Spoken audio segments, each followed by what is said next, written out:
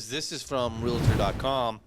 And this state says surging mortgage interest rates are slamming the brakes on the housing market. Higher mortgage rates, which climbed past 6% last week, are likely to eventually douse the relentless escalation of home prices, but their most immediate impact will be to force many buyers to put their dreams on hold as the cost of home ownership slips out of the financial reach.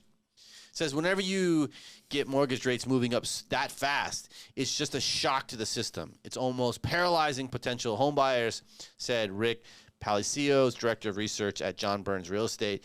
They have to reset things so fast. Do they want to buy? Can they buy? Since the start of COVID-19 pandemic, buyers have struggled to keep up with the double-digit home price increases and out-of-control bidding wars. Now, rents are also making substantial leaps. Inflation stubbornly persists. Gas prices are high. The stock and the crypto markets are taking a beating. And the prospect of another recession is looking increasingly likely. And it says, and the housing market is feeling the burn. Fewer buyers are submitting mortgage applications, about 15.6 less than a year ago, according to Mortgage Bankers Associate data. The number of home sales has been falling since February, according to the National Association of Realtors. Builders are also signaling that they are nervous about the economy and are slowing down new home construction. The number of housing starts dropped 14.4% from April to May, according to government data.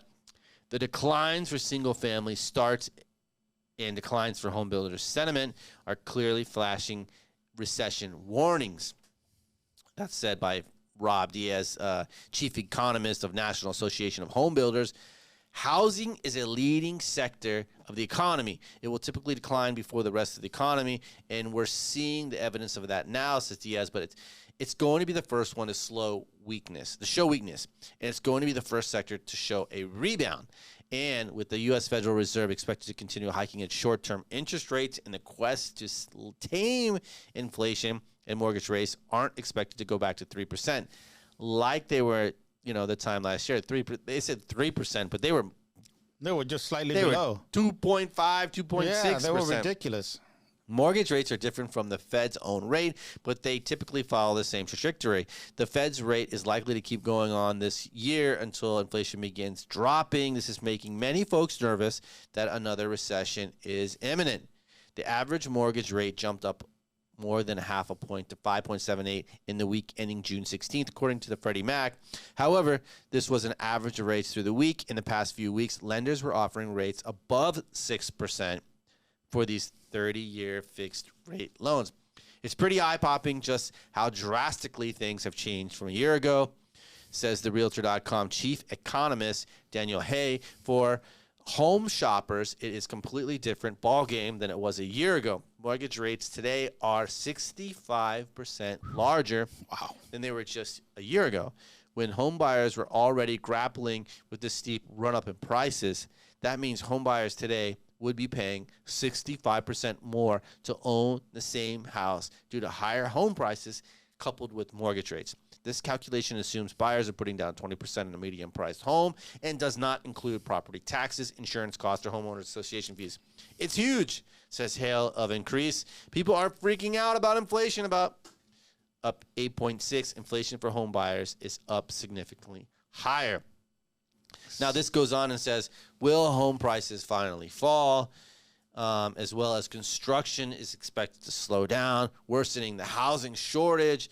The likelihood of another recession is growing. All this bad news in the economy, plus the Fed's determination to continue increasing its rates, is raising the odds of a recession. While the layoffs will be painful, which we just heard from the J.P. Morgan, right? Yeah. The recession isn't expected to be catastrophic. While the unemployment rate could rise from 3.6 in May, it's not expected to hit anything near the peak of the Great Recession at 10% in late 2009. It's also significantly less than what it was at the start of the pandemic in spring 2020, with unemployment reached nearly 15%.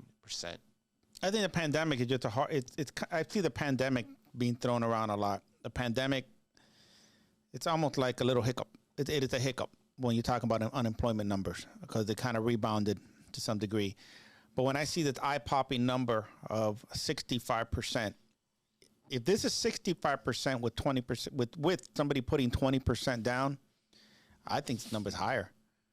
Why? Most home buyers do not put 20% down. You got 3% first-time home buyer, 5%. I agree. So this number could be closer to 70%. Oh, yeah, easily. Yeah. Kind of crazy when you think about it just a year ago. It's really like 6 months ago. They keep saying a year ago. Well, yeah, you're right. 6 months ago. Because what were they 6 months ago? You know better than I do. 2.65 in January. Yeah. I mean, that's insane. So